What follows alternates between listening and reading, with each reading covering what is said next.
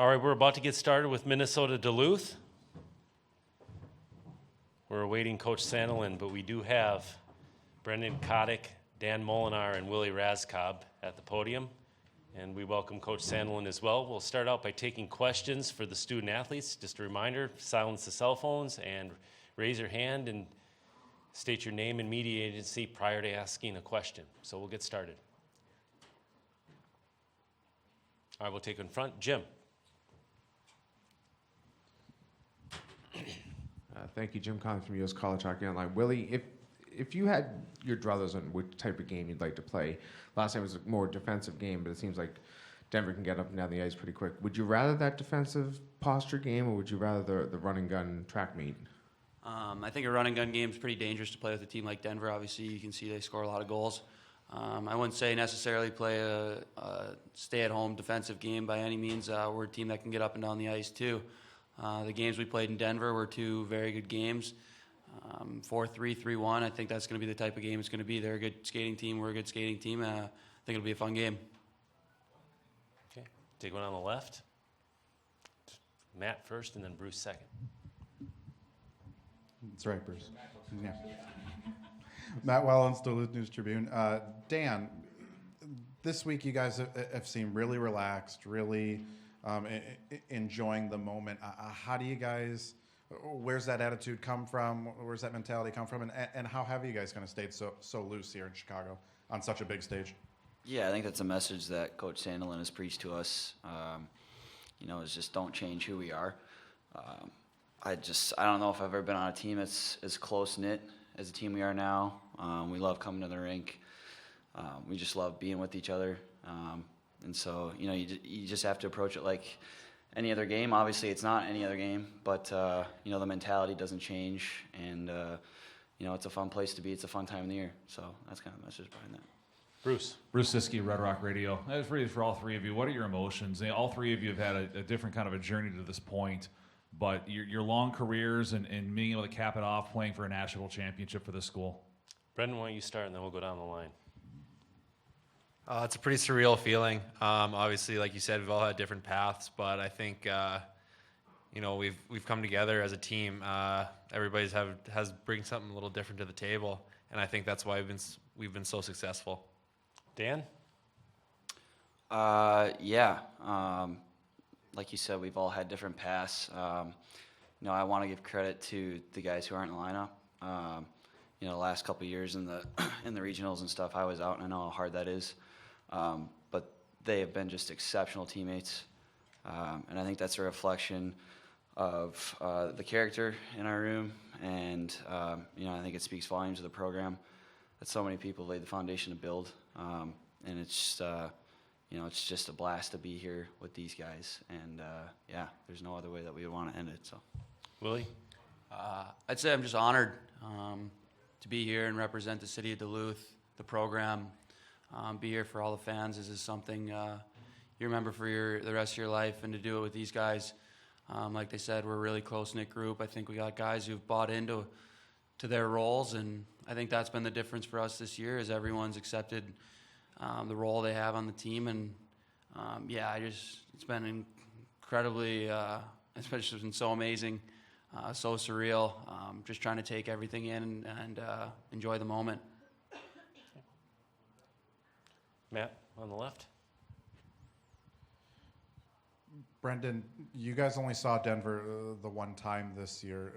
Do you still feel any comfort, any familiarity with them, even though you may not have played them as much as other conference rivals like, say, a St. Cloud or North Dakota?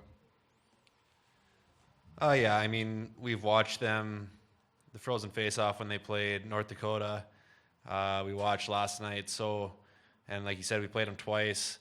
We know they're a very skilled hockey team. They got Will Butcher back there, Borgstrom, Gambrell, Terry. Those guys are all exceptional hockey players.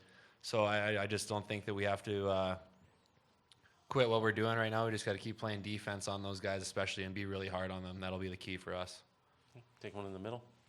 Austin Rush, UMD Statesman. For any of you guys, as seniors, what you guys are playing on the biggest stage in college hockey tomorrow night? What do you guys as seniors tell some of the younger guys to, try calm any jitters that they might have? Willie. I think for us, it's just, we're in the same spot as them. Obviously, this is our first time playing in a game this big, too. If you look back at our season, I think it's just an accumulation of everything we've been through. We've been through overtimes that could end our season. We played 1-goal games. We've been put through the ringer all season. I think all you can do is rely on those situations. And obviously, the first couple shifts, you're going to be pretty jacked up. But after that, get into our game, play our 60 minutes, and hope for the best. Additional questions for the student athletes? All right, guys, thank you very much. Thank you. Good luck tomorrow night.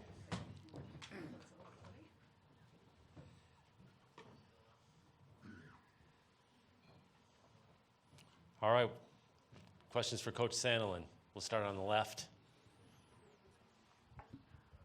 Scott, Jay Cohen, Associated Press.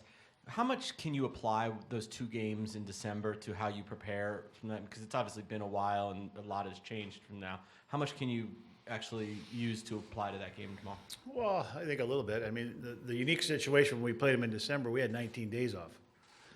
So I didn't know what we were going to come out looking like or how we were going to play because we had 2 weekends off before that. So it was a little quirk in our scheduling. But, we went in there. We played actually the best game we played on the weekend was Friday, the game we lost. But, again, our guys, they were missing a couple players too. But I think you take some of that for sure. But they're a team right now that's playing as well as they probably have, and that's not just been a short period of time. They've gotten better through the year. So our guys are familiar with their team. Maybe not to the extent like it was talked about before where you play teams 4 or 5 times, but I know one thing, our guys are looking forward to the opportunity. But we know they pose a big challenge in some ways because of how they play and their offensive ability and their puck possession ability. And I think they defend very well too, I think. But, again, the games we had there, I think you can gain something from that. And I think you apply some of that to this. But, again, it's, one game and, all you're asking your players to do is go out there and play their best game. And that's all you can do. And one team's going to probably play a little bit better, or maybe it's a bounce or a break, and that's what's going to decide the game. So I think it's going to be a great hockey game if both teams play up to their capabilities, and it's going to probably come down to those things. Take one on the left. Austin Rush, UMD Statesman. Coach Montgomery said he's seen both teams grow since the December 9th and 10th games. How have you seen your team grow since those games? Well, again, it's funny because we've talked a little bit about, I've mentioned it to people. I think we've lost once in the last 20 games or something like that. Sometimes it doesn't feel like that because all our games have been so hard and grinding, and sometimes you go through those streaks where you just feel, you're really on top of the world. And I think we've had some tremendous parts. I think our team has certainly had, their character tested in the second half. We haven't had any blowout games, but I just think our guys have grown a little tighter together. I think that drive, when you start, finding ways to win those games, continues to grow. I think some of our players have grown. Certainly, look at guys like Riley Tufte his second half, who's been a bigger factor for us. Joey Anderson's had a great year and has been a key contributor here in the last month. Not that he hasn't been the whole year, but some of our freshmen have really grown, and I think our older guys have been a big part of that. But it's been funny. It's been, I've been through streaks where you just feel like you can't do anything wrong. And this is one where I just feel like every game we have a chance to win. Our guys do too, and they know it's going to be a hard or a tight game. So I think just mentally they've grown stronger that way. Jimmy. Jim Conley from U.S. College Hockey Online. You heard Willie say that this isn't a team you want to get into a track meet against. What do you do to slow that game down? Where does it happen? Is it the neutral zone? Is it the defensive zone? Is it the puck possession? Well, when you look at, if you look at number one, just forechecking, their D is, they're very, they don't have maybe the biggest guys. I mean, Hammond's a bigger player, but they've got some great skill and shiftiness. You know, you got to be careful. You know, you can try and play really aggressive in their face, but they support the puck so well, and those guys are pretty elusive that you've got to certainly play above the puck. You know, be aggressive when you can be, but it just defensively, you got to be tight, and you're going to have to weather some storms. You know, they're going to play in the offensive zone and they transition well, but in the offensive zone, they just, you know, they possess the puck, they move, they get a five men are involved in the attack, and obviously they've got some great guys to finish around the net, and they're a very good small area team, and their D add to that, you know, with their involvement. So, you know, sometimes you're going to have defensemen at the blue line. Our defensemen, just sometimes the way they move around, and there's got to be a lot of communication. And, you know, like I said, we've seen them play. We've played against them.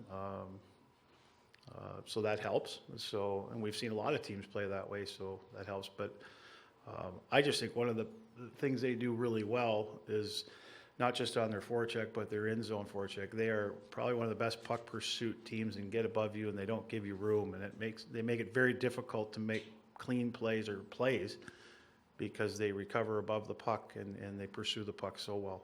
And so, you know, that's something we've got to, you know, make sure that we're better at, and we're not spending a ton of time in our O zone or D zone, excuse me, because we can't get, you know, clears or transition breakouts. Matt.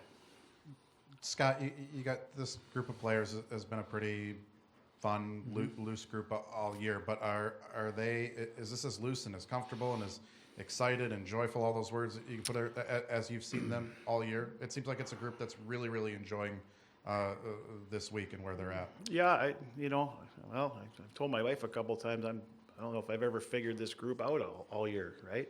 And she just told me, don't worry, they're doing fine.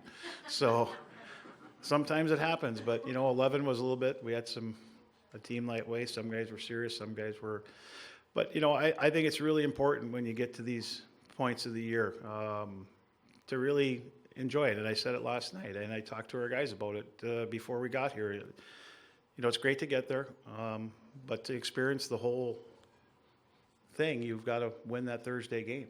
And you know what? They did. So now they get to experience that, and they get to be able to play in the last game of the year. And there's nothing better than that. That's what you work all year for. And we've probably had the longest season because we started on the first day of official practice, even though we had the break in the middle. So it's been well worth it, and I hope they enjoy the hell out of it because it's something they'll never forget. And it's great for your younger players to understand how hard it is to get to this point. So hopefully those are all good things for your program moving forward. On the right. Chase Howell, BSNDenver.com. Coach, how do you prepare for a guy like Henrik Borgstrom, having not seen him earlier in the season? Well, I've seen enough of them, certainly on tape, as all of you have. Well, I mean, you know, great players are going to make great plays. Obviously, you can sit here and say the politically thing, right? We got to take time and space away. You got to bump him. You got to try and play hard on him. But he's still going to make plays. He's great with the puck. He's got the length, you know, and he can, you know, you watch him on the power play where he's really dangerous, you know, you're going to give up some things. But you just got to, you know, you got to be aware, and you got to take as much time and space away, just like any good player. You do your best. Sometimes you got to respect those guys a little bit, because if you're too aggressive, they can make you look really stupid. So you've got to be a little bit smart with angles and different things. Reminds me of playing against Jack Eichel a couple years ago. You know, those guys are, just because they have a little more length, you know, versus the shorter guys, but they're hard to defend. So I got to go into it and try and do the best job you can and try and limit, you know, those opportunities. But you got to go in knowing that great players are going to find ways to make plays at some point. Just hope they don't make too many of them. Matt. Scott, can you kind of take us through the evolution of Dom and Al as line mates, what you saw them when they got paired together in Fargo, and how you've kind of seen them growing over the years here in Duluth? Yeah, I mean, number one, they had a lot of success together in Fargo, so when you're bringing them both in at the same time, I'm not going to screw that up. You just keep playing them together. And, at times I've thought, is one helping the other or hurting the other? Maybe they're too comfortable, and we've tried that, as you've seen, moving Al maybe to a different line, and but we always seem to go back to those two because of their chemistry, and I think they love playing together. I think they both complement each other very well, so it's been pretty easy, and we've just had to find a right winger for those guys, and but they've, if you look at them again, I've said this a number of times, they've been awesome for us this year. I think they've both had great years. I think they both have played at a very high level consistently.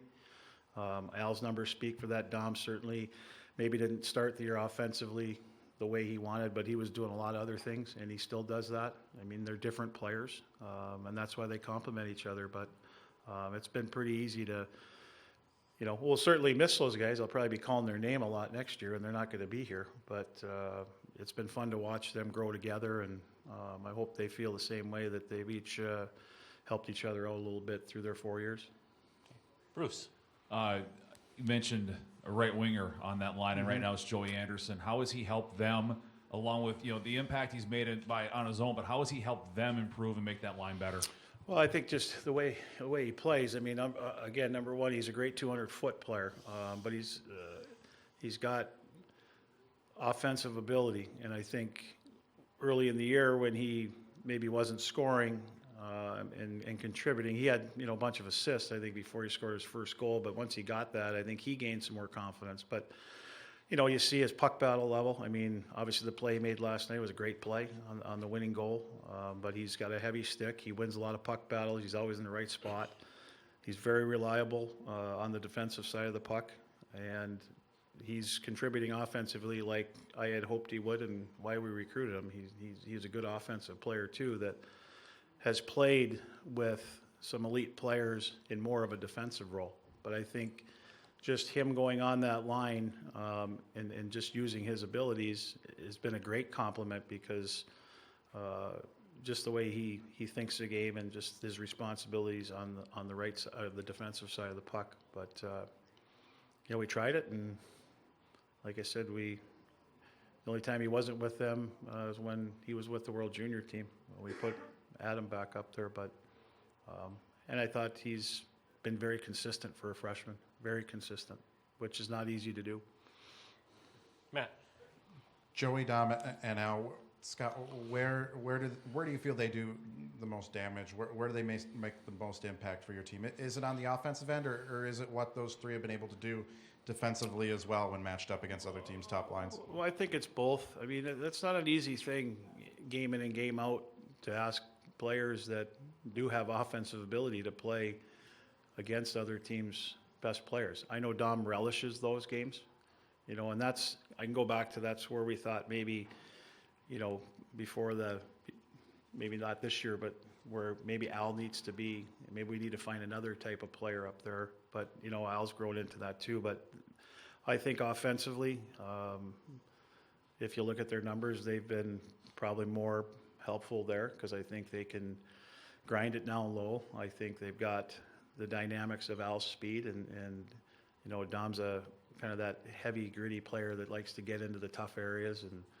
and Joey kind of just is a little bit of the same. So again, like I said, they just kind of complement. But I would say probably on the offensive side. But it's nice defensively to know that they all have great defensive responsibilities too. Bruce.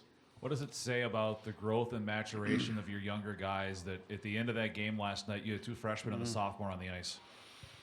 That I trust them. But again, that grows over the year. I mean, certainly, Seuss is probably a guy that we probably would have had out there, as well. But, Nicky was out there, and Joey. I mean, that line, I'm not going to break up that line. I do have options. I mean, we've had Carson. Koeman would probably be my next option, but, again, that line's got great chemistry together. They've been in those situations before, so I didn't have any problem with who was on the ice, except for Neil icing it.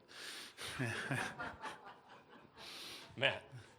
Scott, when you originally recruited Dom and Al, did you see two kids that could eventually be line mates that would gel really well together, or was it in Fargo that you saw the potential of those two together? No, I mean, obviously they played growing up in different teams. I mean, Dom, I obviously saw play in high school in Duluth East, and actually Al I saw at one of Fargo's summer camps.